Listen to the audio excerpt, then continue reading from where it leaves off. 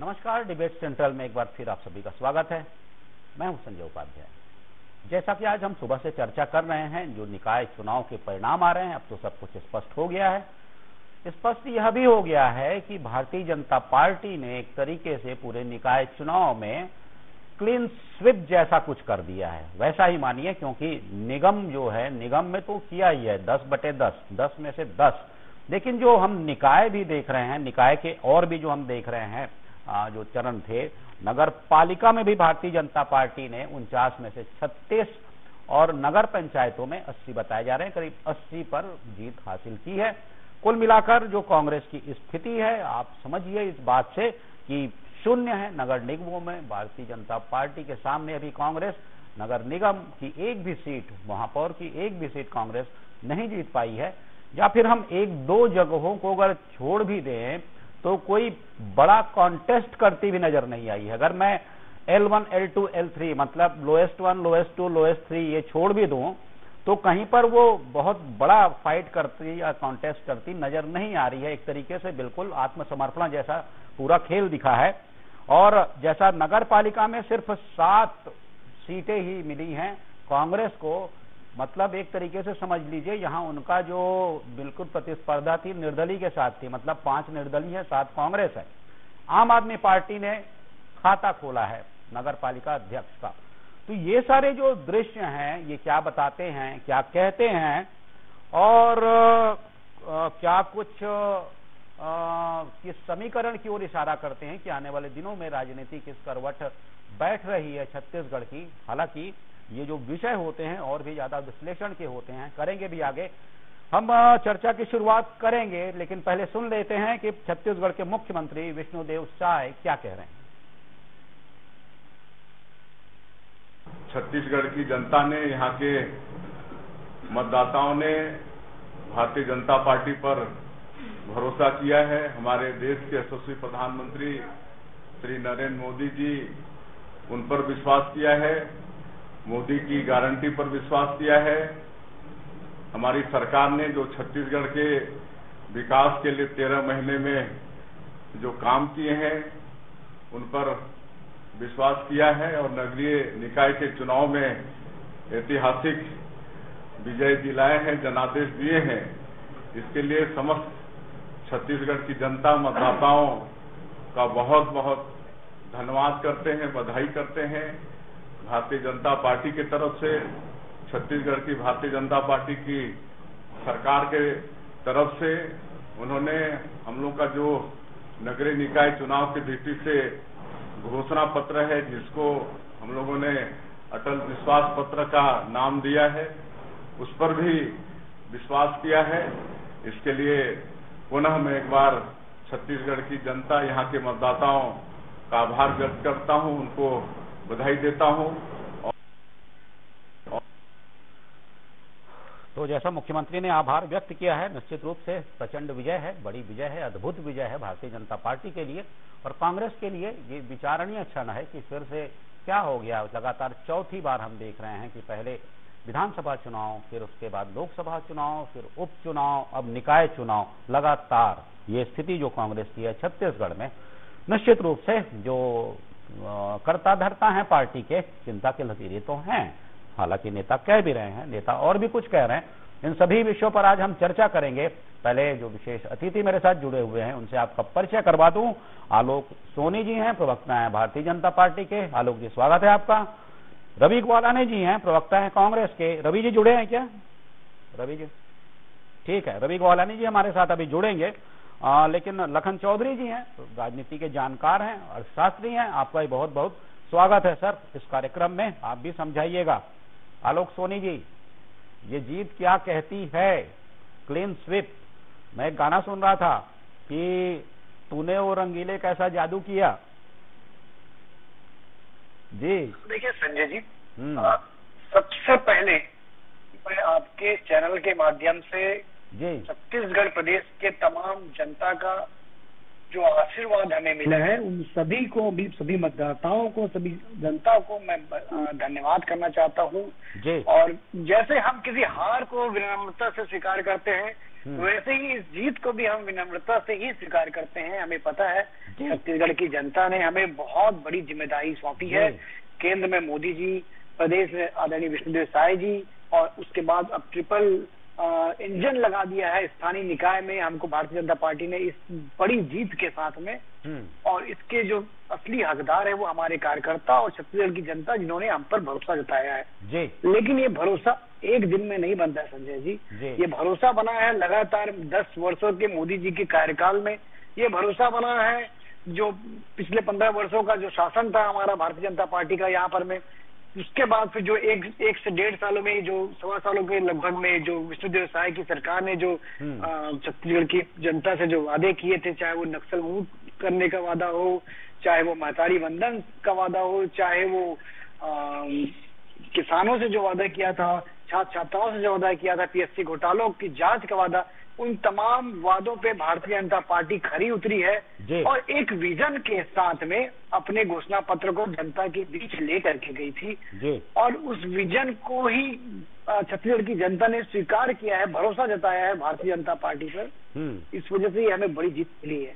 ठीक है, और हम उस पर पूरी तरह से खरा उतरने की कोशिश करेंगे। ठीक है, ग्वालानी जी जुड़े हैं क्या? ग्वालानी जी को जल्दी जोड़िए भाई, उनसे भी कमेंट लेना है, जल्दी कोशिश करिए उन्हें जोड़ने की। ठीक है, लखन चौधरी जी, सर एक बात बताइए कि हालांकि पहले तो मैं ग्वालानी जी के पास जाना चाह रहा था, लेकिन ठीक है वो अभी जुड़े नहीं है, लेकिन एक सवाल, एक बड़ा सवाल है। मैं जैसा शुरुआत कर रहा था, मैं देख रहा था कि जो विधानसभा चुनाव के जो परिणाम आते हैं, लोकसभा चुनाव के जो परिणाम आते हैं, उपचुनाव तो खैर ठीक था, तो एक सरकार का ही जो सीट खाली हुई थी हिस्सा था, लेकिन फिर भी तीसरा मान लें। लेकिन चौथा चुनाव जो निकाय का चुनाव होता है, तो उसमें ये देखा जा रहा था, और कुछ फैक्टर्स होते हैं इन वर्षों के जो यहाँ पर काम करते हैं, कभी नहीं भी करते हैं। ऐसा दिख रहा है क्या कि भारतीय जनता पार्टी ने अपना वो जो वोट बैंक था, जो कोर वोट बैंक था, जो कि बनाया था, फिर से प्राप्त किया था विधानसभा चुनाव के समय, वो जो कहीं छिटक गया था, जब 15 पे पहुंची थी भारतीय जनता पार्टी, तो वो छिटक गया था। कार्यकर्ता पूरी तरह से कहिए कि निरुत्साहित थे।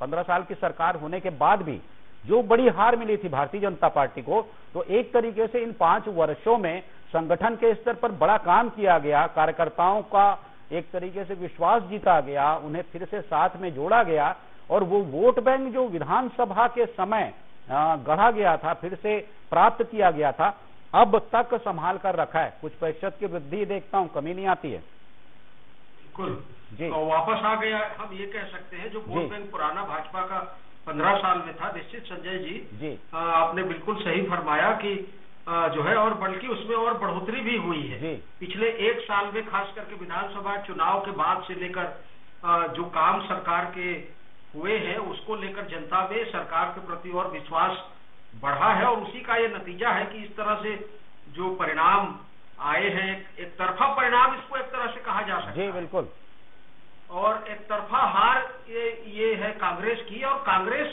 कांग्रेस की हार की वजह देखिए संजय जी यही है कि लगातार हार के बाद कांग्रेस में कहीं कोई सबक नहीं है, कहीं कोई सीख नहीं है, लर्निंग नहीं है। मतलब कोई व्यक्ति जब हारता है तो उसके बाद वो उस पर चिंतन करता है, कुछ सुधार करता है, लेकिन इस तरह की चीजें कांग्रेस में अब नहीं है। कांग्रेस मुझे लगता है कि खत्म होने के लिए ही संकल्पित होकर आगे बढ़ रही है, और ये बेहद दुखद है, दुर्भाग्यपूर्ण है देश के लिए और किसी भी लोकतंत्र के लिए कि विपक्ष का इस तरह से नकारात्मक रवैया होना चुनाव के प्रति जो है, ये बेहद संवेदनशील मामला भी है जी। दूसरी तरफ आप देखिए, भाजपा जीतने के बाद भी भाजपा के लोग और भाजपा की जो पार्टी है वो उतनी ही बल से और काम करती है। कोई भी चुनाव हो, चुनाव तो वो लोग जीतते हैं, और उसको जैसे ही परिणाम घोषित होते हैं उसके बाद फिर से वो चुनाव में जो थोड़ी बहुत भी जो कमी रह गई है, कहीं पर कोई कसर रह गई है, उसको पूरा करने के लिए, या अपनी जो वादे हैं, दावे हैं, उनको पूरा करने के लिए, जनता के बीच में जाने के लिए, तो इसलिए लगातार जो विजय मिल रही है। हालांकि ये जो चुनाव है संजय जी, कोई अप्रत्याशित परिणाम नहीं है। देखिए, शुरू से जो है खास करके जब विधानसभा के चुनाव में भाजपा को इस तरह से अप्रत्याशित जीत मिली थी, तभी से ये बात तय थी कि नगरीय निकायों में, स्थानीय प्रशासन में भी जो है इस तरह की स्थिति आएगी, और ये भाजपा के लिए एक अच्छी जो है खबर है, संदेश है जरूर, लेकिन कोई अप्रत्याशित नहीं है, ये तो होना ही था। जी, एक और विषय था लखन जी, हालांकि मैं पहले ग्वालन जी अभी जुड़ नहीं रहे हैं, तो एक बात मैं आपसे पूछ लेता हूं मैं आलोक जी, एक बात बताइएगा, हालांकि जब आएंगे रवि जी तो दोबारा उनसे भी पूछूंगा मैं, क्योंकि विषय तो उन्हीं का है, लेकिन चूंकि नहीं है तो मैं पूछ रहा हूं। अभी मैं दिन भर बैठा हुआ था, बात कर रहा था, तो एक बात जो आ रही थी सामने कि आपने पूरी व्यवस्था का दुरुपयोग, जो आप समझ लीजिए कि जो विपक्ष जैसे आरोप लगाता है कुछ, अब तो मान के चलिए आज की राजनीति में कुछ आरोप तो टाइप्ड हो गए हैं, वो हमेशा लिख के रख लीजिए, और जब भी विपक्ष में है तो उसको पढ़ दीजिए, और सत्ता पक्ष में है तो सर आपके लिए भी कुछ है, कुछ जेब में रख लीजिए, और जब भी बोलना हो, विषय अगर बहुत समझ में ना आ रहा हो तो वो बोल दीजिए, वो हर जगह काम करता है। वो जो दवाइयों में स्टेरॉइड होता है ना, स्टेरॉइड, जब कोई मर्ज समझ में नहीं आता है तो वो आप दे दो, तो ये दोनों प्रकार के स्टेरॉइड्स जो होते हैं ना, पक्ष विपक्ष अपने पास रखते हैं। वही आरोप कि परिसीमन आपने अपने हिसाब से कर लिया, जिसकी वजह से बहुत से दिग्गज बाहर हो गए, बहुत से लोग चुनाव नहीं लड़ पाए। एक प्रकार से वो जो जिनका वोट बैंक जहां हुआ करता था वो पूरी तरह से खिसक गया, धराशायी हो गया। एक ये कहते हैं, दूसरा ये कहते हैं कि बहुत से ऐसे लोग थे जो मतदान से वंचित हो गए, क्योंकि उन्हें पता ही नहीं था कि उन्हें मत कहां डालना है, वो भटक रहे थे। तो ऐसे भी बहुत से मतदाता थे जिन्हें इसकी सूचना मिल रही थी, तो कह रहे थे कि छोड़ो कौन खोजेगा। कुछ ऐसे विषय थे जो लगातार कांग्रेस उठा रही है। बाकी मैं वही कह रहा हूं, स्टेरॉइड्स वाली बातें नहीं करूंगा कि धन बल, बाहुबल, प्रशासन, ये तो विपक्ष कहता ही है, जो भी विपक्ष में रहे। आप भी कहते थे पिछले 5 साल। जी आलोक जी। जी कुछ और है, अब वो चाहे, क्योंकि अब बाहर का जो बहाना है वो तो तैयार होता ही है, कभी ईडी होती है, कभी चुनाव आयोग होता है, कभी सत्ता बल होता है। ये कांग्रेस पार्टी जो है वो विपक्ष में जब भी चुनाव हारती है तो इन सब बहानों को सामने लेकर के आती है, लेकिन आत्म विश्लेषण नहीं करती है, जो कि जिसकी असलियत में आवश्यकता है कांग्रेस को आत्म विश्लेषण करने की।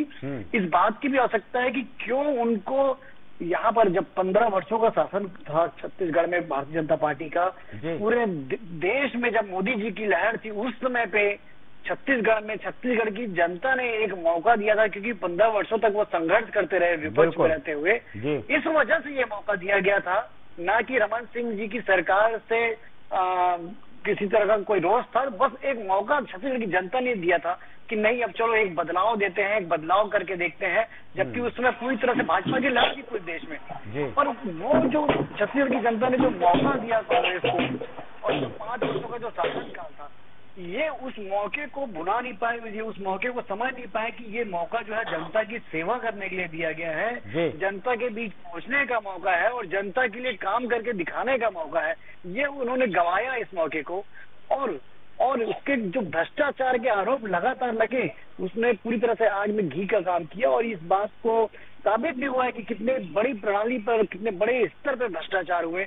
इन सब को देखते हुए छत्तीसगढ़ की जनता ने पूरी तरह से ये स्वीकार कर लिया कि अब कांग्रेस को हम दोबारा मौका नहीं देना चाहते। ना उनके पास कोई विजन है, ना कोई उनके पास दूरदर्शिता है, और ना वो छत्तीसगढ़ को किसी और एक अलग लेवल पे, अलग मुकाम पे लेकर के जाना चाहते हैं। वे केवल और केवल अपने पॉकेट भरने के लिए सत्ता का दुरुपयोग किया उन्होंने। इस वजह से कांग्रेस को बुरी तरह से हार मिली है। और ये इतने साल वो नगरीय निकाय में भी रहे, लेकिन उपलब्धियां नहीं गिना पाए। जब चुनाव में आए तो आपके पास कोई विजन नहीं था, ना आपके पास उपलब्धियां थी गिनाने के लिए। तो ये सब तमाम वो कारण है जिसको कांग्रेस को आत्मविश्लेषण, आत्ममंथन करने की आवश्यकता है। जी रवि जी आवाज मिल रही मेरी? जी उपाध्याय जी थोड़ा सा फ्रेम ठीक कर लीजिए आप, पेन राइट कर लीजिए, पेन राइट। हाँ, मतलब आपका आधा चेहरा कट रहा है ग्वालानी जी। मेरे ख्याल से मेरा ठीक है, आपके वो टेक्निकल। हाँ आ जाएगा क्या जी। चलिए ठीक है, चलिए वो ठीक, आप ठीक करिए फ्रेम। हाँ अब ठीक है रवि जी। जी रवि जी, हालांकि आप अभी जुड़ नहीं पाए थे, तो आपकी तरफ से मैंने एक सवाल कर लिया है। वही जो मैं कह रहा था, आलोक जी से भी कह रहा था, लखन सर से भी कह रहा था, आपकी तरफ से एक सवाल मैंने कर लिया है कि सत्ता का दुरुपयोग, धन बल, बाहुबल, परसीमन और क्या कहते हैं निर्वाचन आयोग, वोट के लिए अपराध। मैं आपकी तरफ से एक सवाल मैंने कर लिया है, फिर भी अब चूंकि आप आ गए हैं तो आप अपना मोर्चा खुद संभालिए। जी देखिए उपाध्याय जी, सबसे पहले तो मैं जनता को धन्यवाद दूंगा, कार्यकर्ताओं को धन्यवाद दूंगा, और हमारे जितने भी नेता, हमारे पार्षद लड़े, मैं उनको बधाई दूंगा, उनको कि उन्होंने साहस दिखाया। सत्ता हमारे पास नहीं थी, सत्ता भारतीय जनता पार्टी के पास थी, सत्ता हवा के विपरीत हम चुनाव लड़े, और ठीक है, हमें सफलता हमारे हिसाब से नहीं मिली, परिणाम हमारे हिसाब से नहीं आया जो हमारे कैलकुलेशंस थे, लेकिन उसके बावजूद भी जनता ने हमें अच्छी मात्रा में वोट दिए हैं। जनता ने हमें पहले भी सत्ता पे पहुंचाया। 15 वर्ष तक अगर रायपुर नगर निगम की बात करें तो हमारे महापौर थे, और पिछले 5 वर्षों में तो पूरी 10 की 10 नगर निगम में हमारे ही महापौर थे। वही तो मैं कह रहा हूँ रवि जी, मुझे 2 मिनट उपाध्याय जी, 2 मिनट आपका समय दूंगा। बिल्कुल। तो मैं सबसे पहले तो धन्यवाद करूंगा पूरी जनता का और सबका कि उन्होंने जो भी हमें वोट दिया उसका धन्यवाद। ठीक है, रहा सवाल कि अभी हम हार क्यों गए। हार के एक कारण नहीं होता है, हार के बहुत सारे कारण होते हैं। उसमें एक रहता है प्रत्याशी चयन, बिल्कुल, शायद प्रत्याशी चयन में कमी रही होगी।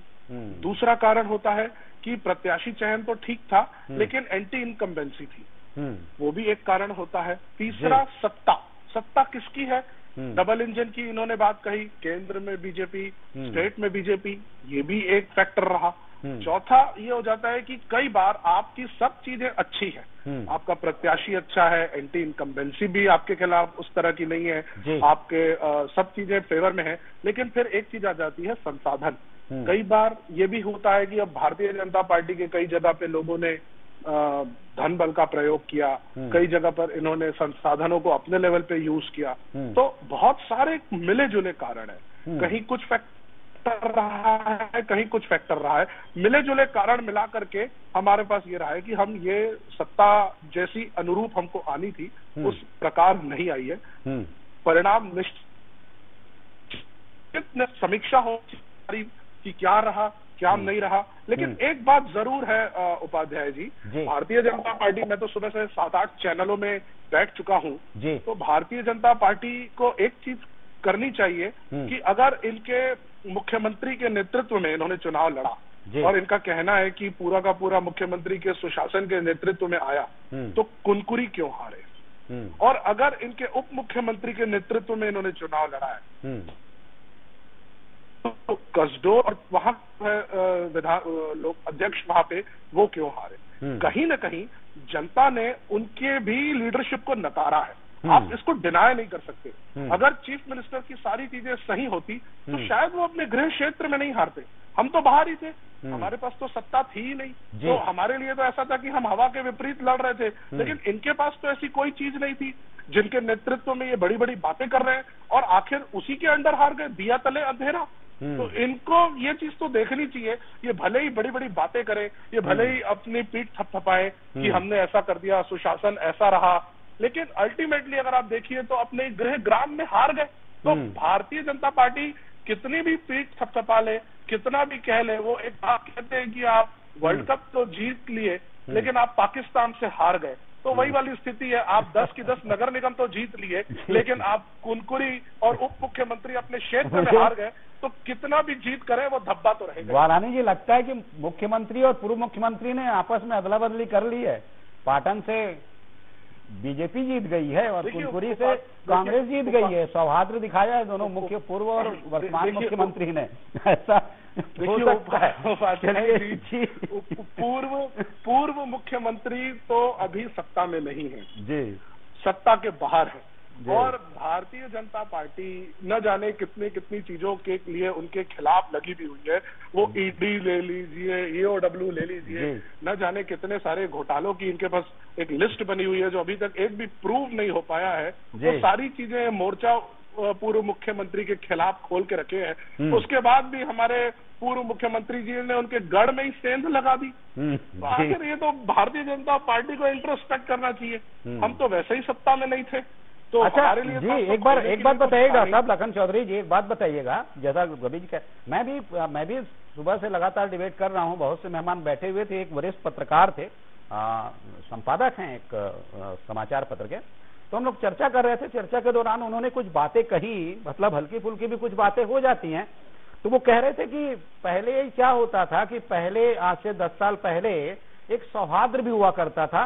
सौहार्द ऐसा कि अरे छोड़ो इस यहाँ पे मेयर चलो जाने दो, ये है फलान छोड़ो इसके लिए, भले विरोधी पार्टी है, तो एक आंतरिक सौहार्द भी होता था। ठीक है, पब्लिक के बीच ये सब कुछ नहीं जाता था, लेकिन जो पत्रकार या बाकी जैसे आप जैसे लोग हैं, प्रवक्तागण, ये सब जानते थे।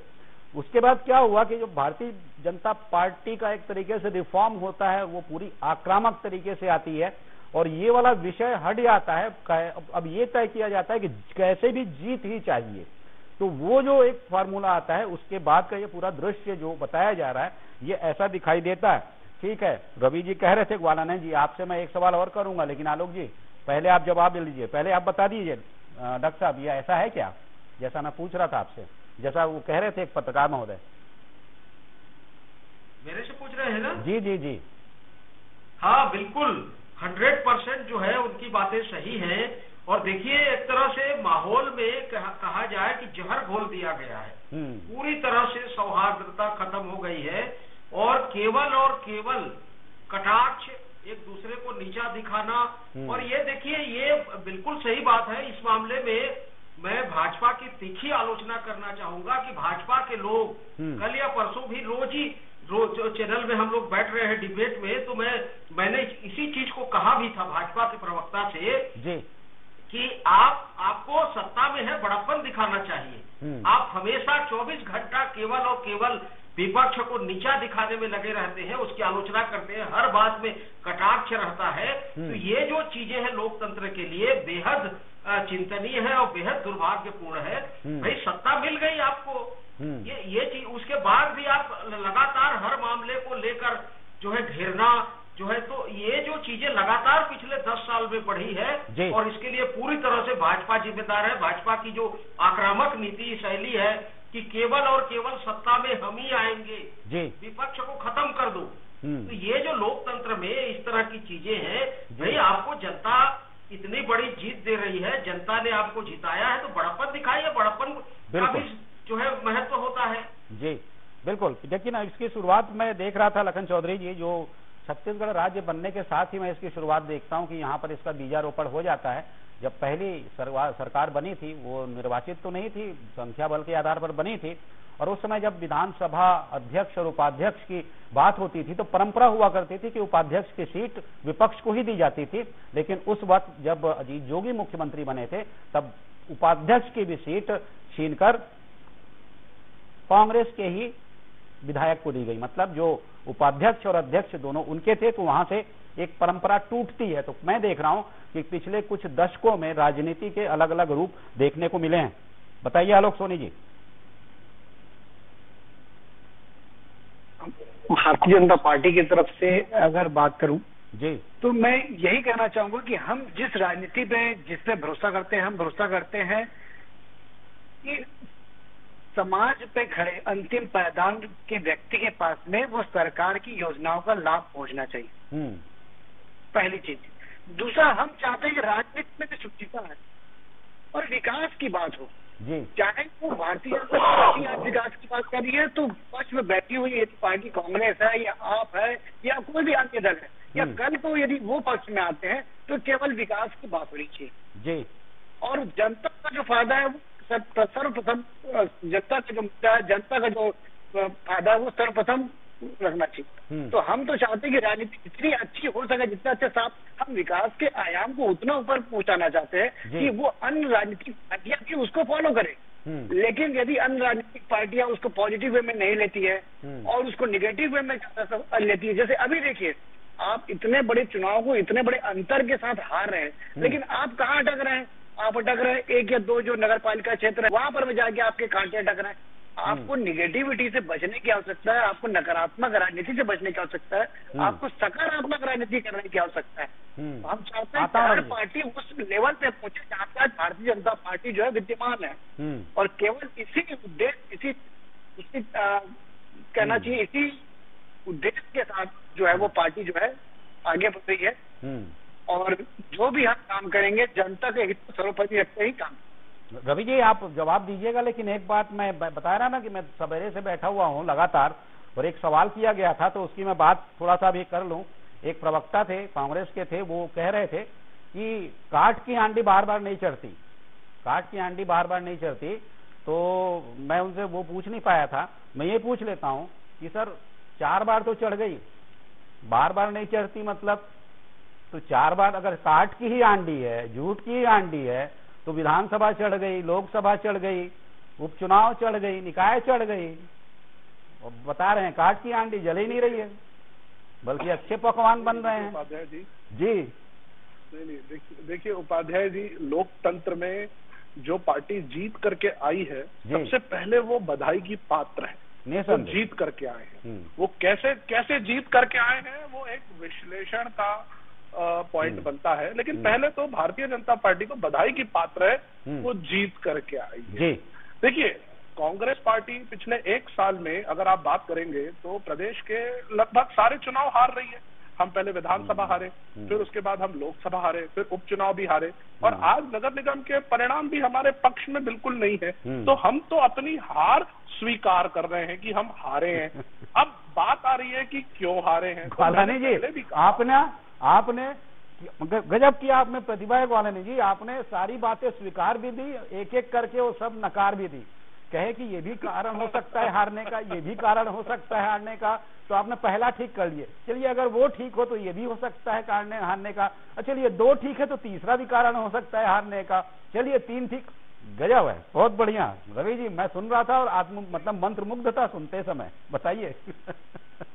आपको बात नहीं लगे तो प्रणाम करूंगा मैं। क्योंकि उपाध्याय जी मैं समझता हूँ चुनाव जो है ना वो मैनेजमेंट का खेल होता है। हमने सत्ता में रहते हुए क्या किया और क्या हम 2 मिनट आलोक मैं आऊंगा आलोक जी आप सवाल करिएगा, बिल्कुल रवि जी हैं तो कीजिएगा, सवाल कीजिएगा जी। आलोक जी मैं ये कह रहा हूँ कि चुनाव एक मैनेजमेंट का खेल होता है जिसमें 100 नंबर के गेम में 15 नंबर से 20 नंबर होते हैं काम कराने के, 15 से 20 नंबर होते हैं प्रत्याशी चयन के, 15 से 20 नंबर होते हैं पूर्व में आपकी क्या एक्सपीरियंस रहा है और पास के चीजों का क्या रहा है, और 15 से 20% जातिगत समीकरण का भी खेल होता है।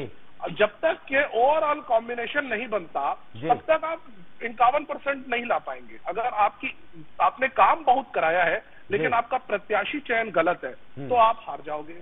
अगर आपने काम कराया नहीं है, जातिगत समीकरण है, प्रत्याशी चयन सही है, उसका बैकग्राउंड अच्छा है, तो आप 51% से ज्यादा ला लेते हो, तब भी आप चुनाव जीत जाते हो। तो चुनाव जीतना, लड़ना, ये तो क्या गड़बड़ था, वही तो पूछ रहा हूँ आपसे मैं रवि जी, गड़बड़ क्या था? आपने जो 4-5 पॉइंट बताए 15-15, 20-20 नंबर के, तो वो 15-15, 20-20 में से कौन सा 2-3 ब्लॉक छूट गया? सब में कहीं ना कहीं कमी आई है उपाध्याय जी। कहीं प्रत्याशी चयन गलत हुए हैं, कहीं पर एंटी इनकम्बेंसी हमारी हावी हुई है, कहीं पर भारतीय जनता पार्टी ने जो अपना घोषणा पत्र पेश किया और जो इन लोगों ने डबल इंजन की बात कही, कई जगह वो फैक्टर हावी हुए हैं, और कई जगह मैं इस बात को नकारूंगा नहीं उपाध्याय जी, हो सकता है इसमें आपके ओपिनियन, लखन चौधरी साहब के ओपिनियन अलग हो सकते हैं, लेकिन धन बल इनके पास था, कॉर्पोरेट्स इनके पास थे, प्रशासन इनके पास था, उसका भरपूर दुरुपयोग हुआ है। अगर आप किसी भी वार्ड में उतर करके पूछिए तो आखिरी 3 दिन में किस कदर पैसे बटे हैं, किस कदर संसाधन बटे हैं, आपको ग्राउंड से सारी रिपोर्ट मिल जाएगी। हम वहां भी फेल हुए हैं, ना हमारे पास वैसा कुछ था, हम तो फकीर हैं। कबीरा की जो वो थी कि भैया कबीरा फकीर है, फकीरी की तरह से हमने चुनाव लड़ा, हमने लोकतंत्र को बचाने के लिए चुनाव लड़ा।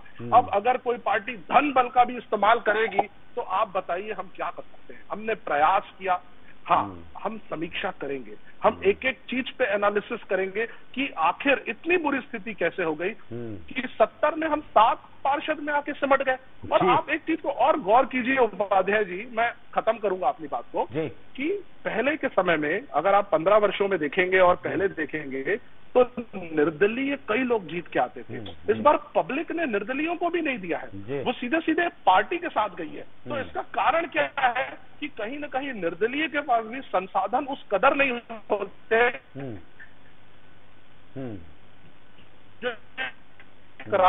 उसका साहब का शेर था, पैसा खुदा तो नहीं पर खुदा से कम भी नहीं। तो शायद यही बात कहीं ना कहीं जो है इस चुनाव में देखने को मिल रही है। इस बात को नकार तो नहीं। आप दोनों बैठे हैं रवि जी और आलोक जी, ये जो शेर है ना, आप दोनों की पार्टियों को छूकर, आपके पार्टियों के नेताओं को छूकर निकल गया है। अभी अभी आपके नेता को भी छुआ है वही शेर, और पहले तो आलोक जी को छुआ ही है। तो ठीक है, ये तो एक बात होती है, लेकिन 15 वर्षों तक आप रायपुर में थे, 10 वर्षों तक आप अंबिकापुर में थे, और आप जो प्रत्याशियों की बात कर रहे हैं तो दुर्ग नगर निगम में लखन चौधरी जी भी जानते होंगे, दुर्ग नगर निगम में सिर्फ 2 ही प्रत्याशी थे, एक भाजपा और एक कांग्रेस महापौर का। मतलब अद्भुत, ऐसा भूतो न भविष्यति, ये ऐसा दृश्य था। और मैं जो कह रहा था रायपुर 15 साल, अंबिकापुर 10 साल, और सर वो कांकेर की तो बात ही नहीं हो रही है, वो तो 110-11 साल बाद भाजपा ने वो जीता है।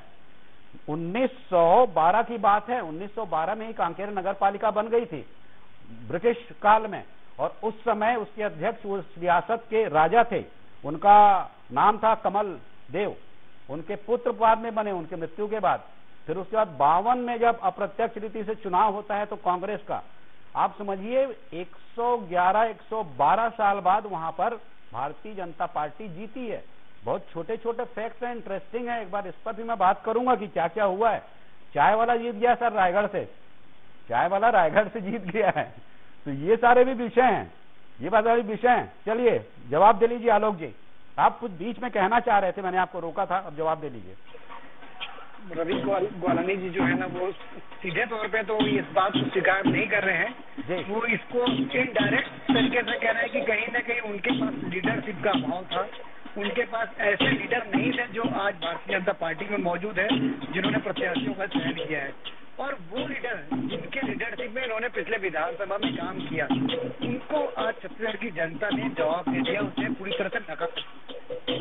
ये जो कारण है इससे कांग्रेस को बड़ी हार मिली है। हाँ, ये एक बात बहुत ही अप्रत्याशित रूप से दिखी, स्थानीय चुनाव में व्यक्तिगत प्रभाव पड़ता है, खास करके वार्ड के जो पार्षद चुनाव होते हैं उसमें, लेकिन इस बार जनता ने सिंबल को चुना, व्यक्ति को नहीं, सिंबल पे भरोसा किया है, और उसी एक बड़ी चीज जो भारतीय जनता पार्टी को मिली।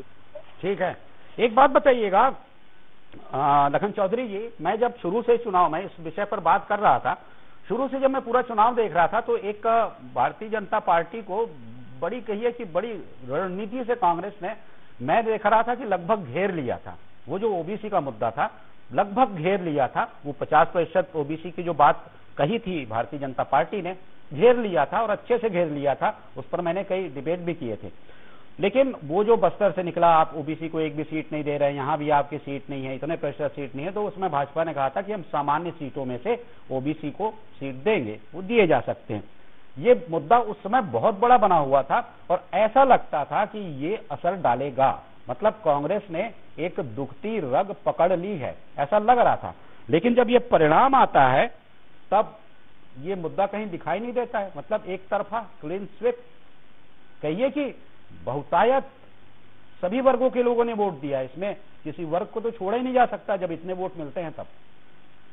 बिल्कुल, निश्चित तौर पर यही तो भाजपा की कामयाबी है। देखिए, कामयाबी का राज भाजपा की यही है कि वो एक एक वोट के लिए मेहनत करते हैं और तमाम मुद्दों को साधते हैं, और पूरी ताकत के साथ उस जो है मेहनत करते हैं, साधते हैं, रात दिन जो है एक कर देते हैं, और सभी लोगों को जो है जोड़ने का काम, चाहे वो जातिगत समीकरण हो या चाहे मुद्दों की बात हो, तमाम चीजों को लेकर वो लोग काम करते हैं, और उसी का नतीजा है कि ये नगरीय निकाय चुनाव में भी, लोकसभा चुनाव में भी देखा हमने, और पिछला विधानसभा चुनाव में भी था।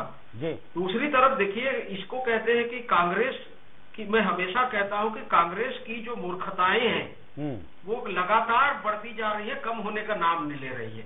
इतना बड़ा मुद्दा जिस पर हमने भी कई डिबेट किए उस समय, और ऐसा लग रहा था कि इस मुद्दे का असर निश्चित तौर पर निकाय चुनाव में और पंचायत चुनाव में देखने को मिलेगा, और कांग्रेस जो है भाजपा को बहुत कुछ जो है मात दे सकती है, और बहुत कुछ चीजें भाजपा के लिए कठिन हो जाएंगी, कर सकती थी, नुकसान तो पहुंचा ही सकती है, नुकसान कर सकती है, बिल्कुल बिल्कुल। लेकिन देखिए, अब ऐसा लग रहा है कि वो मुद्दा पता नहीं कहाँ चला गया, हाशिए पर गायब हो गया, और किस तरह से मैनेज किया भाजपा ने। तो ये जो चीजें कांग्रेस की जो चीजें हैं, विश्लेषण करेंगे, ठीक है विश्लेषण करेंगे, लेकिन कब करेंगे?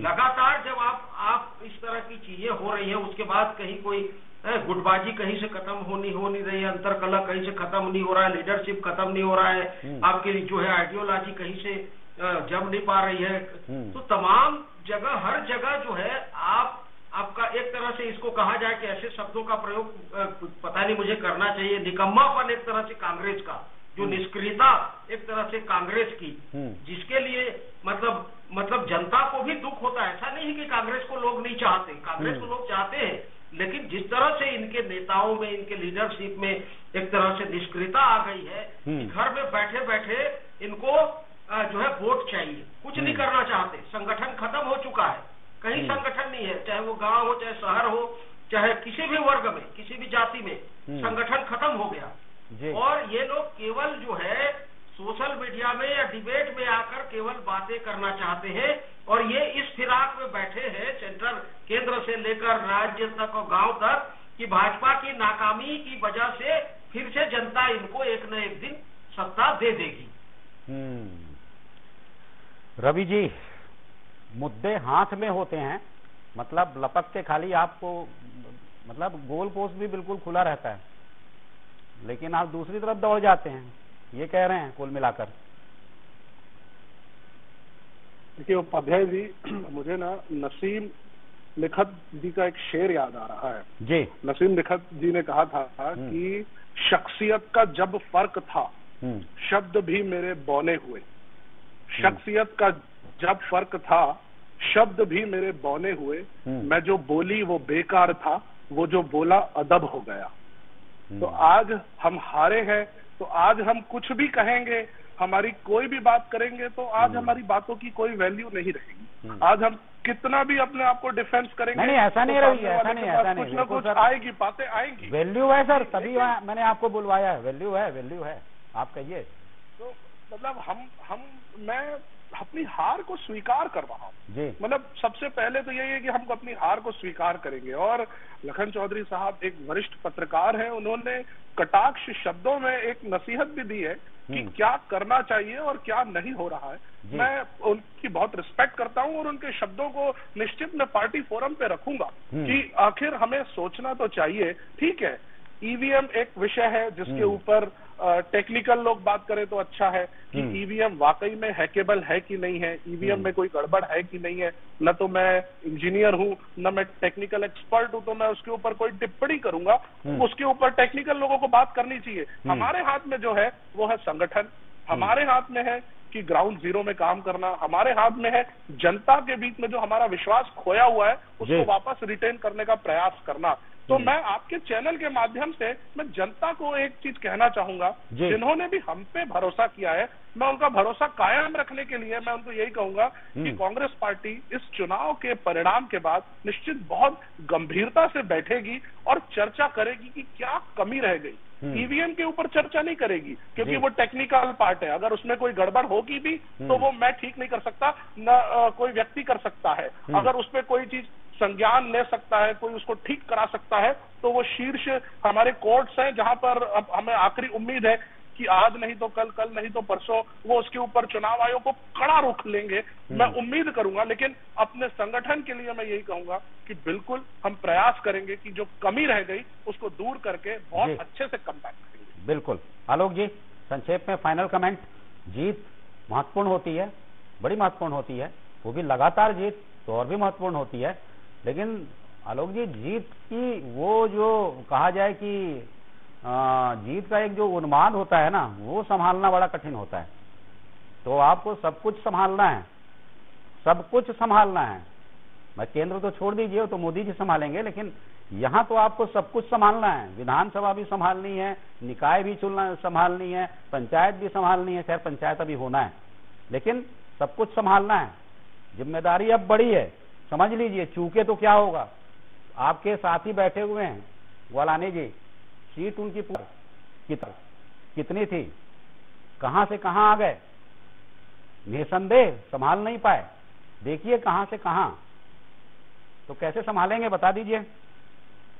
ग्वालानी जी की जो बातें हैं, जो शेरो शायरी है, मुझे एक बात, मुझे भी एक शेर याद आया जी बिल्कुल, कि पहले विधानसभा निकला, उसके बाद लोकसभा, फिर उपचुनाव और ये नगरीय निकाय, तो बड़ी देर कर दी महिमा आते आते। तो अगर कांग्रेस पार्टी अब जाके यदि आंखें खुलती है तो जब चिड़िया गई तो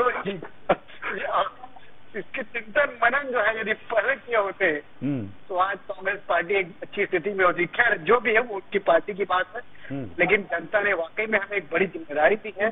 और जैसे कहा जाता है कि बड़ी जिम्मेदारी जब आती है, पावर जब आता है, उसके साथ उतनी बड़ी जिम्मेदारी भी आती है। इसीलिए मैंने शुरुआत में कहा था कि हमें चीज को भी उतनी जिम्मेदारी तो आती है, लेकिन मैं कह रहा हूँ उसके साथ उन्माद और अभिमान भी आता है। नहीं, इसलिए मैंने शुरुआत में आपके चैनल से कहा था कि जीत को हम बड़ी विनम्रता स्वीकार करते हैं, जैसे हम हार स्वीकार करते हैं वैसे इसको बड़ी विनम्रता से स्वीकार करते हैं। और जनता जनार्दन ने आदरणीय विष्णुदेव साई की सरकार पे, आदरणीय मोदी जी की सरकार पे जो भरोसा रखा है, उस भरोसे को हम पूरी तरह से कायम रखेंगे और जो सरकार की योजनाओं को अंतिम परिणाम खड़े तक पहुंचाने की जो यथासंभव प्रयास है वो प्रयास करेंगे।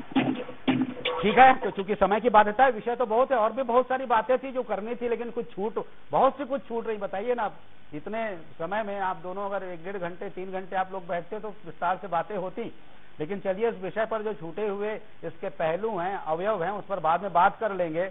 घोषणा पत्र पर तो अभी बहुत सारी चर्चा नहीं हुई, जिसके तार बहुत से यहाँ पर जुड़े हुए हैं, कभी कर लेंगे इस पर भी बात। आप सभी जुड़े, रवि ग्वालानी जी बहुत बहुत धन्यवाद आपका इस चर्चा में शामिल होने के लिए।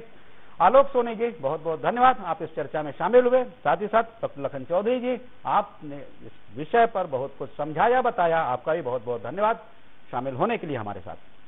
तो कुल मिलाकर बात यही है कि एक बड़ी विजय मिली है भारतीय जनता पार्टी को निकाय चुनाव में। एक तरीके से रूपड़ा साफ हो गया है विपक्ष का, कांग्रेस का, और जो सीटें मिली हैं वो भी आप अगर देख सकते हैं, टैली देख सकते हैं, आंकड़े देख सकते हैं, तब समझा जा सकता है कि कांग्रेस कहां से निकल कर कहां तक पहुंची है। ठीक है, ये चिंतन मनन का विषय होता है, चिंतन मनन दोनों के लिए आवश्यक है। जीत के बाद चिंतन मनन ना हो ये भी ठीक नहीं, जीत के बाद भी ये देखना होगा कि जनता ने किन विषयों पर आपके साथ कांधे से कांधा मिलाया, आपका समर्थन किया और आप पर विश्वास किया। अब उसे संभालना आपकी जिम्मेदारी है, आपका नैतिक दायित्व है और एक तरीके से आपका राजबोध है। लेकिन दूसरी भाषा में अगर कहें तो कांग्रेस हारी क्यों, इसका भी चिंतन मनन अगर कांग्रेस करती है, बैठती है, ईमानदारी से पहलुओं को का विश्लेषण करती है, उन्हें खंगालती है और उन कमियों को दूर करने का प्रयास करती है, तब उसे भी इस दिशा में फायदा मिल सकता है। हालांकि मुझसे ज्यादा पार्टी के विशेषज्ञ जो गूढ़ राजनीतिज्ञ हैं वो जानते हैं, किया जाएगा। लेकिन बात यही है कि जब किया जाएगा तब क्या पूरी ईमानदारी से किया जाएगा, ये बड़ा विषय है। तो आज की चर्चा में सिर्फ इतना ही, किसी महत्वपूर्ण विषय पर फिर मिलेंगे, फिर बात करेंगे। तब तक दीजिए आज्ञा, नमस्कार।